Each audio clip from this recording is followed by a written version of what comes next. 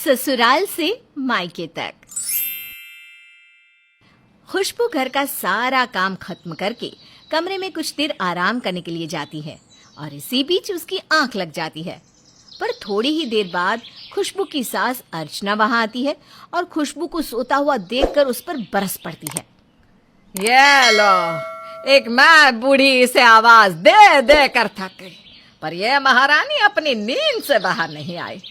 अरे ओ करम जली, शाम हो गई है, उठ जा, मुझ बुढ़िया को एक कप चाय मिलेगी भी या नहीं।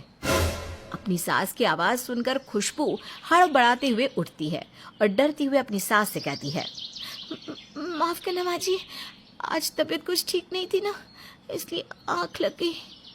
बहू, तेरी तबीयत ठीक ही कब रहती है? हर 2 से 3 दिन बाद तुझे तो अपनी माँ का चेहरा देखना होता है। मैं अभी तेरी माँ को यहाँ बुलाती हूँ और तेरी इस करतूत के बारे में बताती हूँ। पर माँ जी, इतनी छोटी सी बात के लिए आप मेरी माँ से मेरी शिकायत क्यों कर रही हैं? बहू, अगर तेरी शिकायत ना करूँ और तेरी माँ को यहाँ ना बुलाऊं तो तू तो एक भी काम सही तरीके से नहीं करती। क्या पता अपनी माँ का चेहरा देखने के बाद ही सही कुछ दिनों तक तो बिना गलती किए काम कर ले। अर्चना की हमेशा से एक ही आदत थी, बहू की हर छोटी बड़ी गलती पर उसकी माँ को बुला लेना और उसकी माँ के ही सामने उसको भला बुरा सुनाना, साथ ही साथ अपनी समधन को भी ताना देती।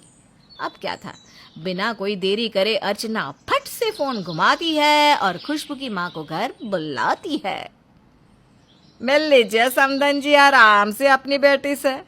आपकी यादों में आपकी बेटी से एक भी काम सही से नहीं हो रहा है और आपकी यादों में आपकी बेटी इतनी डूबी हुई है कि महारानी जी देवदास बन चुकी है।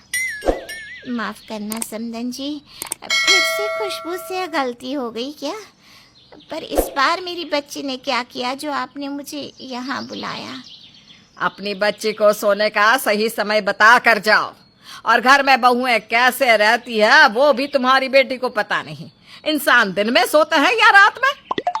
खुशबू बेटा, इस बार तूने कौन सी गलती कर दी जो मुझे यहाँ आकर तेरी शिकायत सुननी पड़ रही है? माँ माफ कर दो, मेरी आज तबीयत ठीक नहीं थी तो मैंने दवाई खा ली और दवाई की वजह से मुझे नींद आ गई और मैं दोपहर में सो गई। माँ जी ने मुझे उठाया पर मेरी आँख ही नहीं खुल पाई। माफ कर दो माँ, मेरी वजह से आपको फिर यहाँ आना पड़ा और मेरी वजह से आज फिर आपकी आंखें शर्म से झुक गई। समधन जी, मेरी बेटी को माफ कर दो, ये आगे फिर ऐसी गलती नहीं करेगी। और खुशबू बेटा, तू अपने मायके में नहीं ससुराल में है, अपना और घर का दोनों का ख्याल रखा कर बेटा, ताकि कोई तुझ पर उंगली ना उठा सके। खुशबू की माँ खुशबू को समझा बुझाकर वहाँ से चली जाती है, पर खुशबू को बहुत दुख होता है क्योंकि अर्चना खुशबू की छोटी से छोटी गलतियों को भी नजरअंदाज नहीं करती और उसकी गलतियों के लिए उसकी माँ को घर बुलाकर शर्मिंदा करती। अब इसी तरह से कुछ दिन बीत जाते हैं और एक दिन खुशबू से खाना जल जाता है। जलने की महक। बहुत सच बताना, आज कौन सी गलती की है तूने? नहीं माँ जी, मुझसे कोई गलती नहीं हुई, खाना भी तैयार है, अब बाहर चलिए, मैं खाना लेकर आती हूँ।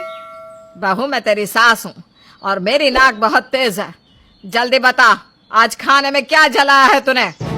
अर्चना की पूछने पर भी खुशबू कोई जवाब नहीं देती, जिसके बाद अर्चना खुशबू को साइड करके रसोई की तलाशी लेने लगती।